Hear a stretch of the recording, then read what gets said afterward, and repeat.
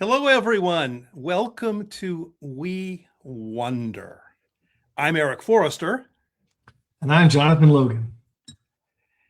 Today, in our first episode of this live stream, we're going to dive into where do ideas come from? And we have a purpose today, and that is what are the best practices for finding ideas, keeping ideas, growing ideas. Jonathan, tell us about yourself. Well, Eric, I'm a trainer, I'm an educator, a strategist, a hypnotist, podcaster, and I have an online smoking cessation program. And I wonder a lot, which is why I'm wondering with you today. Wonderful. And I'm wondering, oh boy, we're going to have wonder coming out our ears, I have a feeling. My name's Erik Forrester. I'm a next step strategist, and I work with people who are stuck, stalled, or stagnant in their careers, their life paths, or most frequently in retirement. And I wonder daily. And Jonathan and I have been talking for, I think, decades. Decades would probably cover it, wouldn't it, Jonathan? It would. Yep. And maybe the genesis for us being here today is we've tackled some incredibly challenging topics over the years, and some of the most mundane topics you can imagine. So we'll probably hit a little bit of both of those today.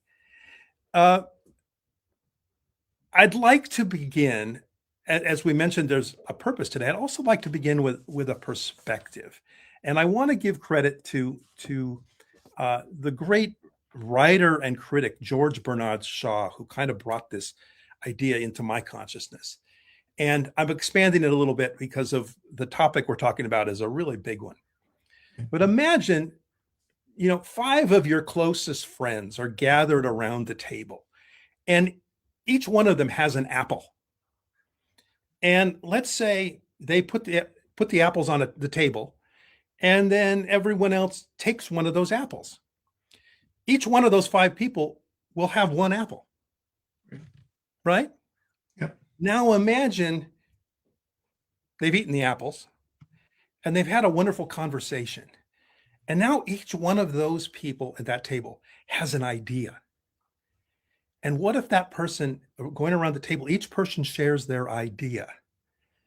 Well, now everyone at that table has not one idea that they heard from themselves. Mm-hmm. They have, you can do the math, 5, they have a lot of ideas, don't they? And that's kind of where, when I found that quote, and then I just kind of paraphrased it with the help of Jonathan. And by the way, behind the scenes is our friend and glue for today. Manya Aurora is behind the scenes. So you may hear her or see her, hear her, or hear us reference her. Anyway, Jonathan, anything you want to add to that? Or maybe you have a question to start us off with today. Well, I have both. So the first thing is that... Not a surprise, by the way. Not a surprise. The first thing is maybe to distinguish between thoughts and ideas. Ooh. Right? Are you having a thought or having an idea? And we know the average human has 60,000 some odd thoughts a day. And a thought, Eric, is sort of like, for those of us that are old enough to see it in movies or remember it, ticker tape, right? It's just a running, streaming consciousness that the brain is constantly producing. Whereas an idea is about a focused, intentional use of the brain to do something. So, for example, a thought might be, I'm hungry, or I smell toast, or something like that. That's just a thought that runs through your brain while you might be doing something else. But an idea is like, Eric, we were going to make dinner tonight for a bunch of friends, weren't we? What are we going to make? Let's think about what we want to make, and let's see what we have in the fridge, and I'll come over to your house and we'll put that together and we'll make dinner. That's an idea. So I thought that'd be a place to start. Excellent. Thank you. So with that in mind, Jonathan, I'm curious here. Where do most of your ideas come from? Frankly, most of my ideas come from connecting the dots of someone else's ideas. Let me give you an example. You use the term upstream, meaning something that happens before that, right? Yeah. So, an apple, let's go to the apple, right? Isaac Newton's sitting under a tree, and boom, an apple hits him on the head. And he has this amazing idea. Oh my gosh, right? I know what gravity is now. I can figure this out and do the math. But upstream of that, the apple got loose in the tree, and then gravity pulled it down. So the actual thing that inspired Isaac Newton happened before he thought about it and before he created an idea about it. Yeah. And I think we've just, I was going to say detoured, but I think we've just made a U-turn or a 360 turn into philosophy, metaphysics, and all of those things. So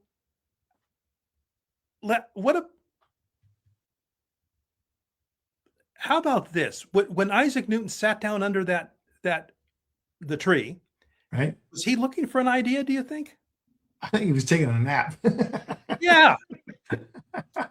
You know? So when you really want an idea or need one, or you're solving a thorny problem with a client, or with what to do in the next podcast, or whatever it may be, when you really need one and maybe the clock ticking, what do you do?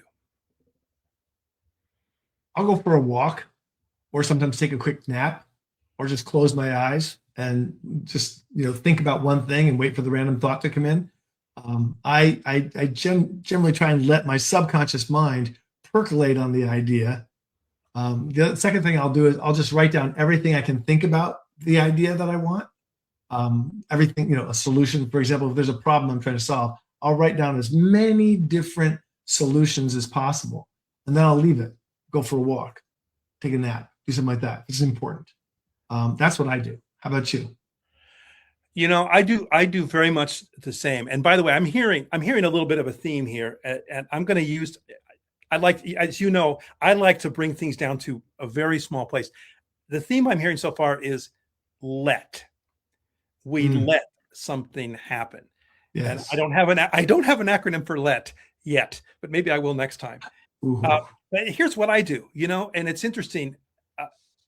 There's one thing that I do that actually is almost, well, it's not almost, it's humorous because I laugh every time I do it.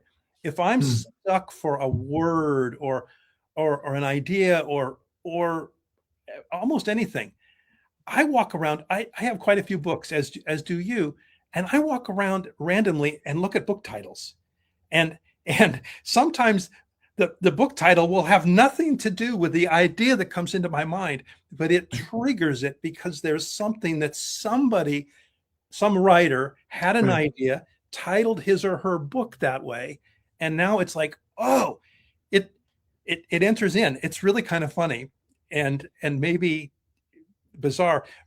And the other place that I really get ideas regularly, and I've shared this with people who have agreed, but I'm going to disclose it here, is in the shower. Yep. Around water. When Yep. I'm hearing water, especially when it's coming out on me, especially when it's as hot as it is here in Southern California, uh, things happen. Right. Things happen. So, is there I know you I know you love the outdoors and that kind of stuff. Has that been a place for you where ideas come, for example? Walking. Yeah. So part of what happens is that, and you're 100% correct. So many scientists and philosophers and writers and designers and engineers have had their best thoughts when they're just falling asleep, just waking up, taking a shower, going for a walk. Because what happens is your brain engages differently in what's called the hypnagogic or the hypnophagic states. And so the subconscious mind is able to percolate. And that's what you're using when you look at your bookshelves, right? Like, you take a look and you go, right? And then your mind is using each one of those as a way to stimulate your thoughts. It's very similar to like throwing down a bunch of tarot cards or doing the I Ching. You're basically just creating what's called the strange attractor for your subconscious mind to process thoughts into an idea. Yeah. Yeah. So we're talking about best practices. Mm. So one of the questions that comes up a lot with people that I work with is, what about sharing ideas? There are many people that feel like if I share the idea, then it's not going to be mine anymore. And there's some attachment, which I understand, especially if the idea could be lucrative. But I'm Right. just curious. I have a different take on that, but I'm curious. How about you? Do you share ideas, or do you? Ooh, I'm going to use. I just started to use the word hoard them. That might not be We, the right word, but that's the word that came through right now, and that's we're wondering together here. So, we are wondering, what do you? Eric. I think most of my friends are wondering when I'm going to stop sharing ideas. To be honest with you, um, Yeah. Do we have the I same share. friends? Do we have the same friends, Jonathan? We do. I think we do. Yeah. We must. We must. There's a Venn diagram, a Sven diagram with our friends from the Nordics. But yeah, Yeah. there's a lot of that. And for me, I'm gonna jump onto that. When I share an idea with somebody, first of all, Mhm. now they had maybe no idea. Now they have one, right? Right. So there wasn't even an apple there. They've already, now they might not appreciate my idea. That's another conversation.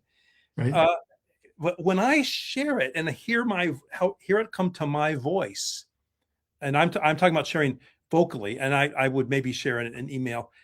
I tend to share ideas in conversation, to be honest, not in my own writing. I share them anyway in conversation, and and I usually can read the response. Sometimes it's like, oh God, here's Eric with another idea. Okay, I Right. get that, but and very often, and very often, I can see the eyebrows come up. I can see the forehead wrinkle. I can see something happen that indicates, oh, it went in. And invariably, maybe not instantly, but maybe a question or a moment or two later, the person I'm talking to will say, what about, I can see, I sense they've already been thinking about it.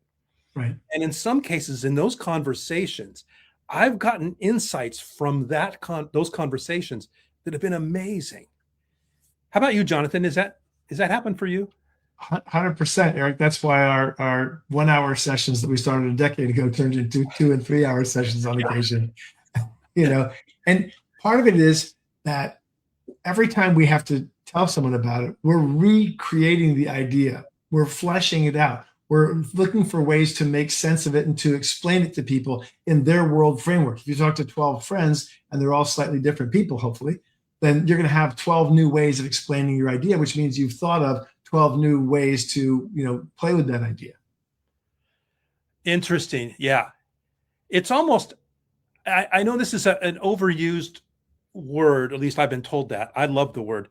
Um, One of the places that I've gotten tons of ideas, or the inspiration for ideas, is the amazing thinker and scientist and inventor Buckminster Fuller.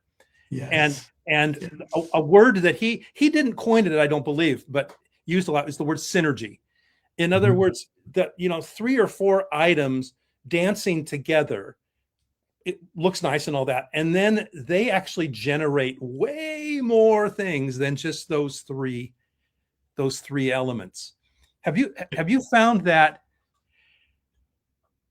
Well, let me ask it this way, Okay. and I'm going to back up just a little bit to give the audience a little backstory here.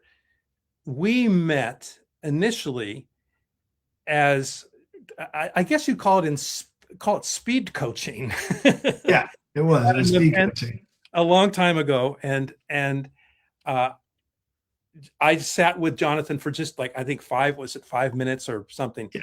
Yeah. and we talked, and I immediately connected with him, and he became my coach, and he coached me for a period of time, and then I began to study, particularly the Clifton strengths and things. So I was able to return some coaching. Anyway, It's good. long story short, we began coaching each other, and then we began just talking for weekly for a long time, for more than an hour.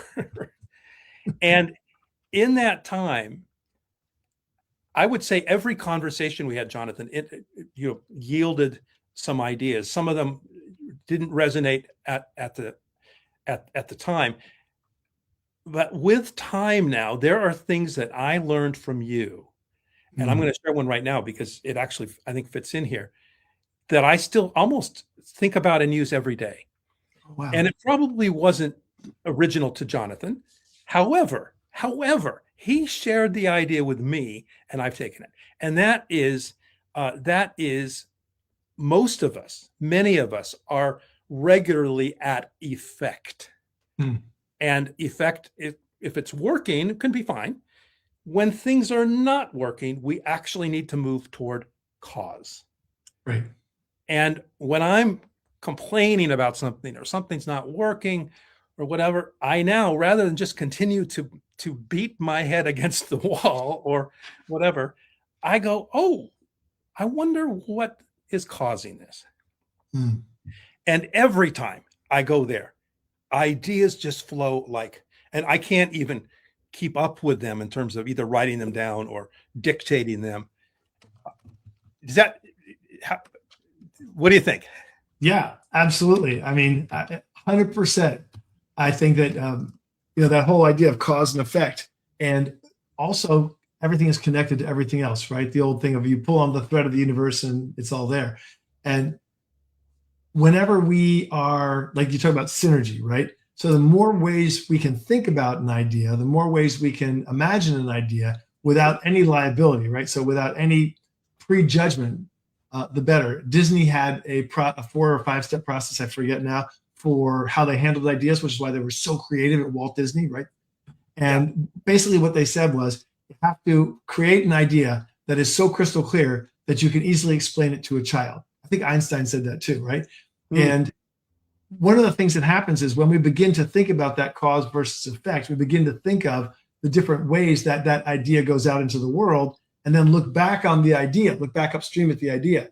And suddenly it's just like a floodplain of just overwhelming number of ways to look at the idea and understand it. And I think that you have been exceptional about bringing ideas together, looking upstream at the cause, and then being able to translate down through the idea into something next step, which is why you're a next step strategist. But you've had that capacity, and I've always found that fascinating and helpful to me as when you were my coach. So thank you. Thank you for that. And let me just say really quickly that my background, as some people will know, I'm on career number 3. My first 2 careers were in music as a percussionist, playing in symphony orchestras and in the classical music world, and then at the same time teaching in several significant music schools. And as a percussionist, we play hundreds of instruments. We don't have to practice all hundreds of them. There's 5 or I'm going to say 5 to 10 techniques that we develop at a very high level, which allow us to move in between those instruments with maybe a few small things that have to be adjusted. And I think that skill set, if you will, that I've developed and then helped other people develop, that's actually allowed me to approach almost anything from a myriad of positions. And so one of the reasons I call myself now Next Step is yes, there's hundreds, if not thousands, of steps, and who can take any more than one in a particular direction? And just one step will move the needle, if you will, or move the perspective. And that's why I love the perspective, laying out a perspective when I do a broadcast like this, or a video, or work with a client. I think that's important. Jonathan, I bet, does that idea work for you in your work, coming down to one or a few items? Yes, absolutely. And the ability to refine and discern and figure out what makes sense inside an idea is really important. I think you turned me on to Eben Pagan. I knew David D'Angelo, but I didn't know Eben Pagan. And you kind of turned me on to Eben Pagan, and he had like a 4-step process. Maybe you could share that with folks, because I found that so useful. I use it all the time. Yeah, I use it too. And I don't think I'm not sure it's original to Eben, but I learned it from him, and I like to give, like you just gave. And basically, Eben points out that there are 4 basic ways that we learn. And we learn by why, we learn by how, we learn by what, Right. And the experiential piece where I love to be there is Yeah. what if? What if? And those may happen in different orders, right? In other words, Right. the what may come first, and then the how, and then why, right? Right. But the what if is taking it out into the world, which is, I think, where we've been focusing today. And Yeah. we're approaching the end of our 27 minutes, my friend. Wow. It's flown by. One of these days, I'll explain what's behind 27 minutes. But I wanted people to be able to move on to their next item on their agenda at the bottom of the hour. And that's the reason for being less than 30 minutes, because most people's schedules these days are, maybe mine at least, is sometimes on a 30-minute Yeah. 30-minute increment. Oh, Donald, thank you so much. Mastery. Oh my gosh. Yeah. Yeah, Tony. Yeah. Tony, yep. Yeah. David D. Well, let's just say this: Evan Pagan was a significant thought leader in my development, Yep. and like all of us, he had let's say a previous incarnation. Like I came from music, and Evan came from David D'Angelo. Jonathan, help me with the name. Double Your Dating. Double Your Dating. Yeah, he was a relationship coach for men. And then Morris has just shared, now you've given me another way to overthink what's going on in my mind. Thank you. But wait, there's more. There's more. So Morris, some of us will recognize this. Jonathan and I both grew up at a time when there were infomercials on television. Right. Infomercials. And they would usually come late at night when I was still up. And they would be for anything from, oh my gosh, Jonathan, help me out here. The Ginsu knife. The Ginsu knife and all that. And to Tony Robbins selling the power with the Power Within, or Power Within. I bought the cassette tapes. I still got them. And then a few years later, I bought the CDs. Okay, enough of that. So, Jonathan, let's leave folks with let's say three things they can do, like today even. You want to hit us with a couple? Yeah, so kind of like action steps, around ideas. When you're doing something important to you, like you're going to start a live stream, or you're going to do a report for work, or have a conversation with someone, or do something new that's maybe challenging, listen to what you say to yourself. Listen to your thoughts that come up when you say, I'm going to go do X and it's going to be amazing. And then just stop and listen for the thoughts that just flow. The second part of that is to write down any negative or limiting thoughts, so you're aware of what your subconscious mind may be pre-causing, right? And the third is to take a moment and with each one of those thoughts that you've written down, say, is it true? And is it mine? Because if it's not true or it's not mine, then, erase it from your mind. Just say, that's not true. That's not my thought. That was my grandmother or bully at the schoolyard saying it, and get rid of it and go back to what the positive response to that should be for you. And I'm going to add one more, Jonathan. Those are great. I'm going to say one more. Yep. Implement any of these today, immediately. Do not pass go. And to close this out, Jonathan, do you have a closing question? You're on a roll here, so I want to let you hit us with that before we sign off today. Yeah, absolutely.